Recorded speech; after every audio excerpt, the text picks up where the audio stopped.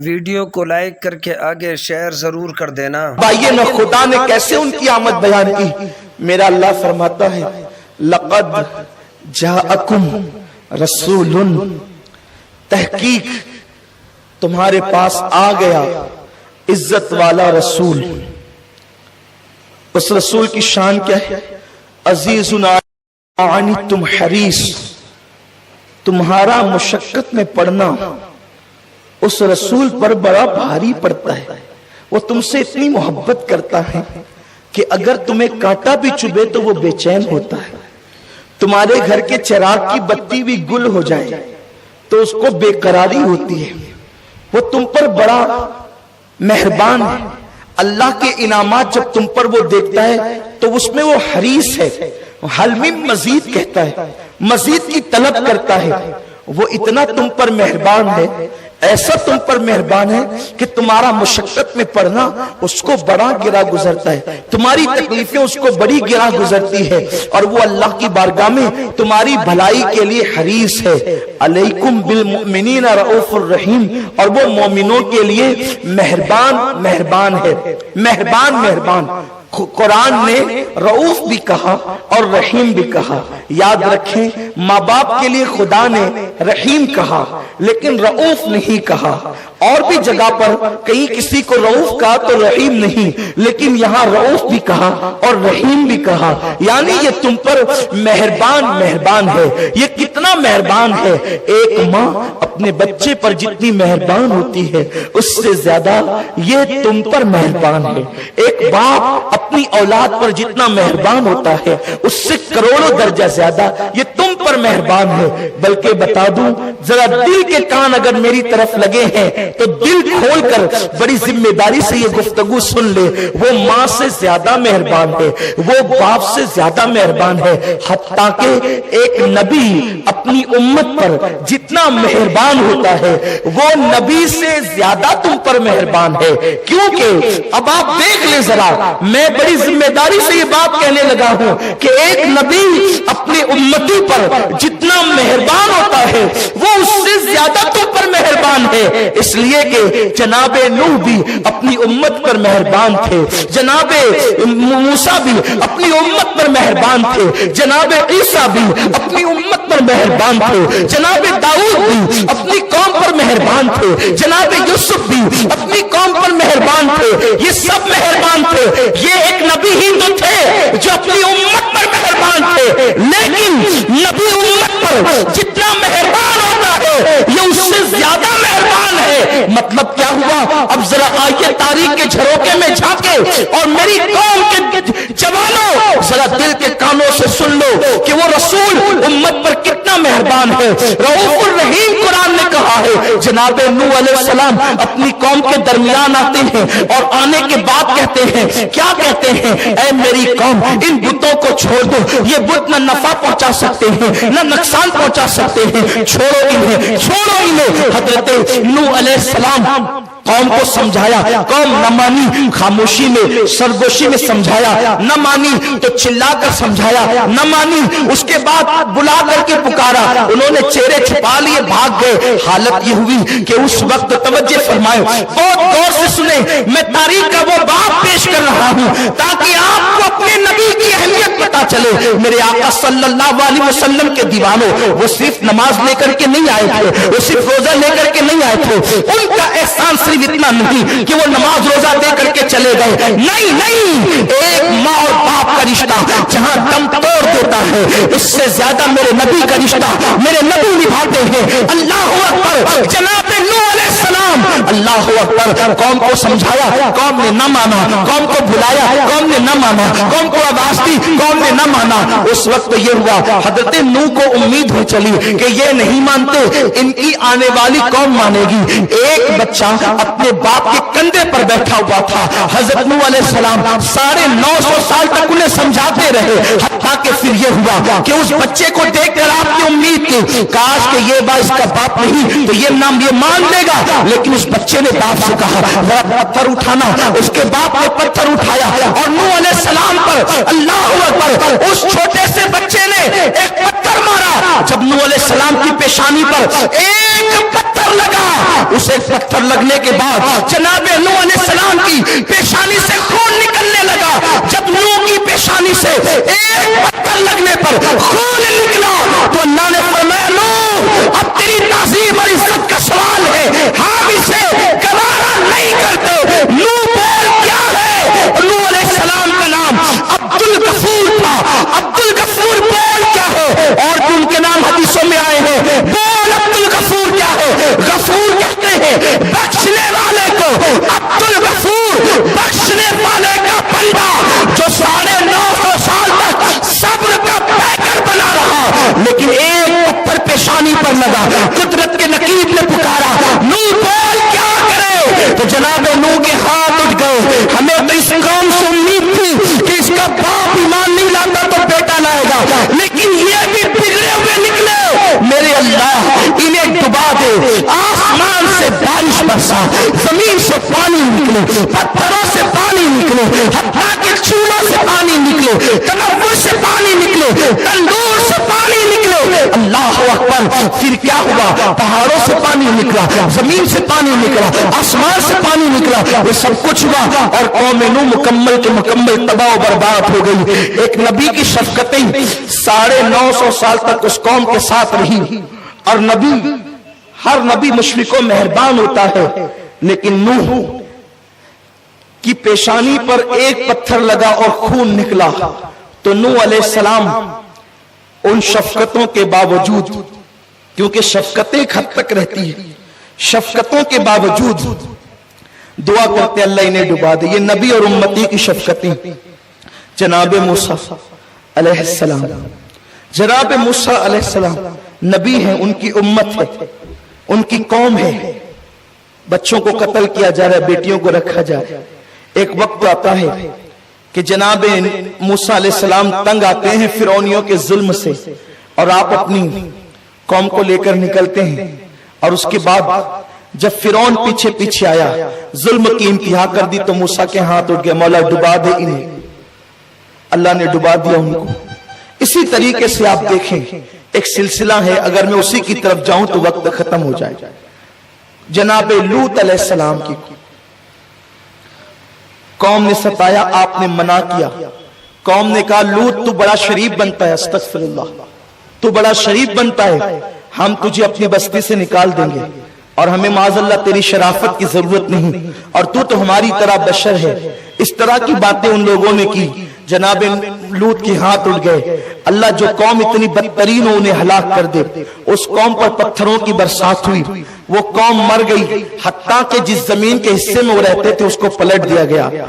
जनाब सालेह अलैहिस्सलाम, उनकी ऊंटनी की कोंचें काट दी गई। नबी की शफकतें बड़ी साथ साथ थी, लेकिन जब ऊंटनी की कोंचें कटी तो जनाब सालेह ने कहा जो मेरी ऊंटनी की कोंचें काट दे, जो नाक़तल्लाह की कोंचें काट दे, वो जमीन, अब जमीन, वो कौम जमीन पे रहने के काबिल नहीं, उन्हें तबाह कर दिया जाए, हलाक कर दिया जाए, बर्बाद कर दिया जाए। कौम समूद को देख लें आप, अल्लाह अकबर, कौम आद को देख लें आप, इन कौमों का तस्करा कौम सालेह आप सुन चुके। जनाब लूत की कौम, हर नबी ने जनाब शुएब की कौम, जब हजरत शुएब अलैहिस्सलाम अल्लाह का कलाम पेश करते तो काफिर तालियां बजाते और तालियां बजाते और लोगों को सुनने नहीं देते, कहते उसकी महफिल में न जाना।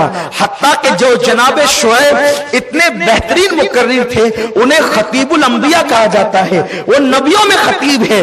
बड़ी अजीम तकरीर उनकी होती थी, बड़ा अजीम उनका खिताब होता था, तो लोग छुप छुप करके बैठते थे। कौन है जो जनाब शुएब की महफिल में जा रहा है? कौन है जो जनाब शुएब का खिताब सुनने जा रहा है? जब वो महफिल से लौटता उस पर डंडे बरसा देते। जनाब शुएब ने दुआ की अल्लाह इन्हें हलाक कर दे। आखिरकार हर नबी का एंड कौम के हवाले से ये है, हर नबी की तारीख का एंड कौम के हवाले से ये है, अल्लाह इन्हें हलाक कर दे। जनाब नूह ने दुआ की, वो हलाक हो गए। जनाब मूसा ने दुआ ज़रर की, वो हलाक कर दिए गए, उनकी कौम हलाक कर दी गई। नबी की दुआ से कौम हलाक कर दी गई। जनाब शुएब ने दुआ की, जिन लोगों के लिए दुआ ज़रर की, वो हलाक कर दिए गए। लेकिन आइए, एक पत्थर پتھر نوح پہ آتا ہے ان کے سر انور پر, اور جناب نوح ان کی ہلاکت کے لیے دعا کر دیتے ہیں. یقیناً یہ نبی کی شفقتوں کی ان لوگوں پر انتہا تھی کہ ان لوگوں نے گالیاں دی, انہوں نے پھپتیاں کسی, انہوں نے فکرے کسے,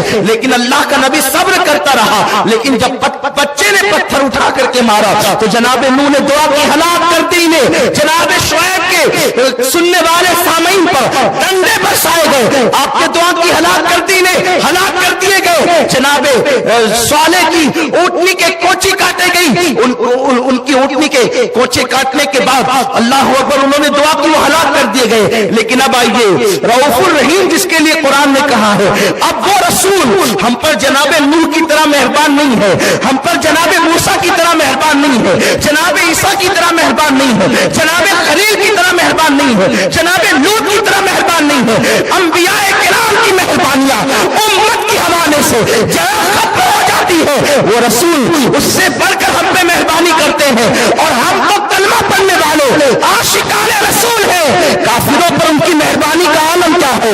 یہاں ایک پتھر پیشانی پر لگتا ہے اور دعائیں ضرور کر دی جاتی ہے, لیکن وہاں پر اب یاد کریں اس منظر کو, اس مکان کو, اللہ اکبر, جو سفر طائف کہا جاتا ہے. طائف کی وادیوں میں نبیوں کا امام ہے, نوح کا امام ہے, موسیٰ کا امام ہے, عیسیٰ کا امام ہے, ابراہیم کا امام ہے, آمنہ کا لال ہے. جب آپ گئے ہیں تو آپ اندازہ لگائیں کہ انداز کیا اس قوم کا. جب آپ کے بڑے بڑے سرداروں کو کہا کہ مجھے اللہ نے رسول بنا کر بھیجا ہے, ان ظالموں نے یہ کہا تھا کیا اللہ کو نبی بنانے کے لیے محمد تو ہی ملا تھا, کیا تجھ سے بہتر کوئی انسان نہیں ملا تھا معاذ اللہ. جبکہ وہ پلید یہ اس لیے کہہ رہے تھے نہ تیرے پاس مال ہے نہ تیرے پاس دولت ہے, اس لیے وہ رسول کو گالی دے رہے تھے. میرے آقا علیہ السلام بتا رہے تھے کہ اللہ اپنی رسالت و امانت کو کہاں رکھنا چاہتا ہے اور کہاں رکھنا چاہیے یہ بہتر جانتا ہے. میرے رسول کا حسن انہوں نے دیکھا,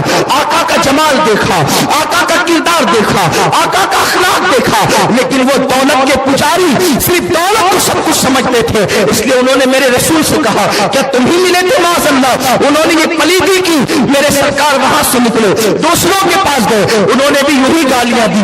میرے آقا علیہ السلام ان کی عوام کے غریبوں کے پاس آئے, انہوں نے بھی یہی گالیاں دی.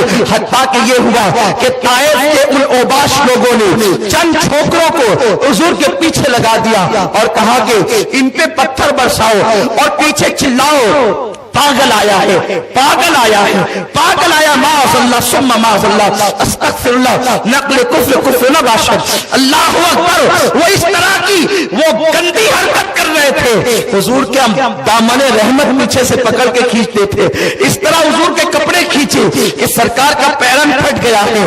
اور پھر وہ بچے پتھر بھی مار رہے تھے. وہ ایک بچے نے باپ کے کندھے پر بیٹھ کر ایک پتھر مارا ہے تو نوح نے کہا اس قوم کو ڈبا دیا جائے. وہاں درجنوں بچے جمع ہو کر پیچھے سے گالیاں دے رہے ہیں اور پتھر مار رہے ہیں. پورا جسم خون سے لہولہان ہو گیا ہے, حتیٰ کہ حضور کے سر انور پر ایک نہیں کئی پتھر لگے. حضور کی نالین شریف خون سے بھر گئی ہے, حتیٰ کہ آقا کریم کو بتقاضے بشریت گشی کی کیفیت طاری ہو گئی ہے. حضور علیہ السلام کی آنکھوں کے سامنے اللہ اکبر یوں لگتا ہے کہ جیسے تاریکی سے چھا رہی ہو, یوں لگتا ہے. میں کہہ رہا ہوں میں بہت محتاط گفتگو کرنا چاہتا ہوں, اس لیے کہ ادب زیر آسماں از عرش نازک پر نفذ کم کر کمی آیت جنید و بایزیدی جا. حضور علیہ السلام پر گشی کی کیفیت ہے, یوں لگتا ہے جیسے آنکھوں کے سامنے تاریکی سے اندھیرا سا چھا گیا ہو. میرے سرکار نے ایک درخت کی ٹہنی پکڑی ہے اور ٹہنی پکڑنے کے بعد وہی ٹہنی پکڑ کر حضور بیٹھ گئے ہیں. لیکن اس وقت یہ معجزہ ظاہر ہوا ہے, ٹہنی جب کوئی اوپر پکڑتا ہے اور نیچے بیٹھتا ہے یا تو ٹہنی ہاتھ سے چھوٹ جاتی ہے یا ٹہنی ٹوٹ جاتی ہے. لیکن میرے رسول کے ہاتھوں میں جو ٹہنی آئی تھی نہ وہ ہاتھ سے چھوٹنی ہے, اس لیے کہ ہاتھ ہے نبیوں کے امام کا ہاتھ سے ٹہنی نہیں چھوٹتی لیکن ٹوٹتی بھی نہیں ہے, کیونکہ جو نبی کے دامن سے وابستہ ہوگا وہ ٹوٹے گا نہیں, وہ جڑا رہے گا. اللہ اکبر, یہ معجزہ ظاہر ہوا ہے. نہ ٹہنی ہاتھ سے چھوٹی ہے نہ درخت سے ٹوٹی ہے، حضور نے اس کو پکڑا اور آقا بیٹھ گئے ہیں۔ حضور کے ایک ہی غلام حضور کے ساتھ ہے۔ ایک تو حال یہ ہے کہ حضور علیہ السلام نے پیدل اتنا لمبا سفر طے کیا ہے اور پوری نالین خون سے بھری ہوئی ہے، کپڑے لہو لہان ہیں۔ میرے اللہ نے پہاڑوں کے فرشتے کو بھیجا، ساتھ جبرائیل تھے۔ یا رسول اللہ، اللہ آپ کی اس کیفیت کو دیکھ رہا ہے اور اللہ آپ پہ سلام بھیج رہا ہے، اور اللہ فرماتا ہے حبیب انہوں نے تمہارے ساتھ بڑی بدسلوکی کی ہے، رحمت خدا منتظر ہے، خدا کا عذاب منتظر ہے، آپ کہیں ان کے ساتھ کیا کیا جائے۔ اگر آپ کہیں گے تو طائف کے دونوں پہاڑوں کو آپس میں ملا دیا جائے گا اور طائف کا نشان مٹا دیا جائے گا۔ آپ کیا چاہتے ہیں؟ میرے سرکار گردن جھکائے بیٹھے تھے، اس لیے کہ پورا وجود لہو لہان تھا، کپڑے پھٹے ہوئے تھے۔ میرے آقا نے چہرے جبریل کی طرف دیکھا، آنکھ میں آنسو جھلملانے لگے اور سرکار فرماتے ہیں جبریل میرے اللہ سے کہہ دے کہ اس نے مجھے لوگوں کے لیے عذاب نہیں بلکہ رحمت بنا کر کے بھیجا ہے۔ جبریل میں امید کرتا ہوں یہ مجھ پر ایمان نہیں لاتے تو ان کی آنے والی نسلیں مجھ پر ایمان لائے گی۔ میں ان کے لیے دعا کرتا ہوں اللہم اہدی قومی فَإِنَّهُ لَا يَعْقِلُونَ، اللہ اس قوم کو ہدایت عطا فرما، انہیں عقل نہیں، انہیں شعور نہیں ہے۔ آپ غور فرمائیں جناب نوح کی پیشانی پہ ایک پتھر آیا تو پوری قوم کے لیے دعائے ضرر کر دی گئی، یہاں تو پورا وجود لہو لہان ہو گیا ہے، لیکن اس قوم کے لیے میرے رسول نے دعائے ضرر یعنی بد دعا نہیں کیا بلکہ ان کو دعا دی میرے آقا نے۔ اور پھر دنیا نے دیکھا فتح مکہ کے بعد پورا طائف میرے رسول کے قدموں میں آنے پر مجبور ہو گیا ہے۔ میرے آقا علیہ السلام کے دیوانوں، آپ مجھے بتائیں کہ جو رسول کافروں پر اتنے مہربان ہوں وہ رسول مومنوں کے لیے رؤوف بھی ہے اور رحیم بھی ہے۔